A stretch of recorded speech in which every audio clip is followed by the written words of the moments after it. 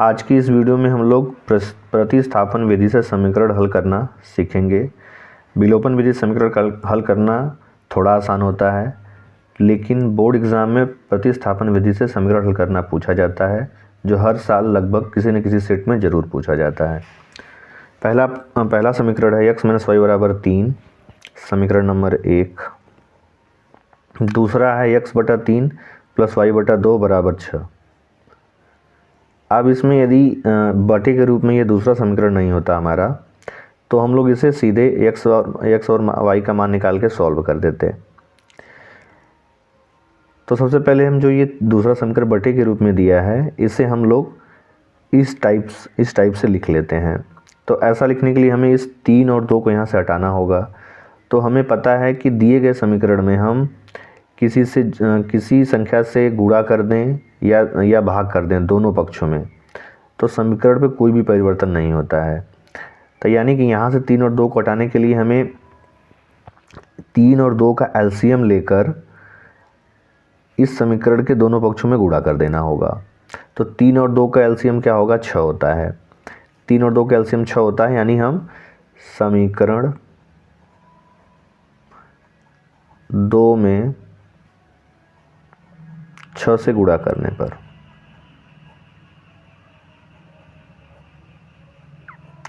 चलिए समीकरण 2 में 6 से गुणा कर देते हैं। ध्यान से देखिएगा। अब x/3 है प्लस y/2 है बराबर 6 है। तो इसमें हम क्या करते हैं? 6 से गुणा कर देते हैं। 6 से यहाँ गुणा हो गया और यहाँ भी 6 से गुणा हो गया। अब ये 6 इसमें होगा तो ये हो जाएगा 6x/3 प्लस 6y/2, ये 6 आ गया 36। ठीक है। अब इस 3 से इस 6 को हम काटेंगे, 3 दूना के 6 और 2 3 6। ठीक है। अब यहाँ हो जाएगा 2x प्लस 3y बराबर 36। इसको हम देते हैं समीकरण नंबर 3। ध्यान रखिएगा, ये समीकरण हमारा 3 है। अब क्या है? हमारा पहला समीकरण है x - y बराबर 3।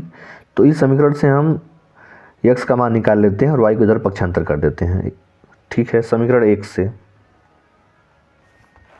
अब हम चलते हैं समीकरण 1 से। समीकरण 1 क्या है? x - y बराबर 3 है। x - y बराबर समीकरण 3 है। अब इस y को हम इधर पक्षांतर कर देते हैं, x का मान निकाल लेते हैं। x बराबर 3 और इधर -y है, इस साइड जाएगा तो प्लस हो जाएगा, प्लस y। अब ये x का मान हमारा y के पदों में निकला है। अब इस x का मान हम पहले समीकरण में कभी भी नहीं रखेंगे, जिससे निकालेंगे उसमें नहीं रखेंगे। हम इस तीसरे समीकरण में x का मान रख देते हैं। अब यहाँ लिख भी देते हैं, हम लिख देते हैं समीकरण x का मान। ऐसे ही आप लिखेंगे तब आपको बोर्ड में 4 या 5 नंबर मिलेंगे। x का मान समीकरण 3 में रखने पर, समीकरण 3 पहले हम लिख लेते हैं क्या है? 2x प्लस 3y बराबर 36। अब x का मान रखेंगे 2 ज्यों का त्यों। x का मान क्या है? 3 + y प्लस 3y बराबर 36। ठीक है। अब गुणा करना है हमें। 2 का गुणा होगा 2 3 6, प्लस साइन है, प्लस है, प्लस 2y हो जाएगा। 2 का y मुड़ा होगा 2y प्लस 3y बराबर 36। ठीक है, यहाँ तक समझ में आया? अब ये 6 हो गया, ये 2y ये 3y मिलके हो जाएंगे 5y बराबर 36। ठीक है। 5y ज्यों का त्यों, 5y ज्यों का त्यों। इधर ये प्लस 6 इधर जाएगा तो माइनस है, 36 - 6 ये आ गया इधर यहाँ पे। y बराबर, अब 36 में से 6 जाएगा 30 बचेगा आपका। ये 5y है। अब या तो इधर हम पक्षांतर करके बटे में करके काटें या डायरेक्ट यहीं से काट देते हैं। 5 × 5 5 × 30। y बराबर हमें क्या मिल गया? 6 आ गया। y का मान हमें 6 मिल गया। अब इस y का मान हम चाहे समीकरण 1 में रख दें, चाहे समीकरण 2 में रख दें। तो समीकरण 1 में रख के ही इसका मान निकाल लेते हैं। y बराबर 6। अब यहाँ से फिर से सॉल्व कर देते हैं इधर आके। यहाँ पे एक चिन्ह खींच लेते हैं। y बराबर 6 समीकरण 1 में रखने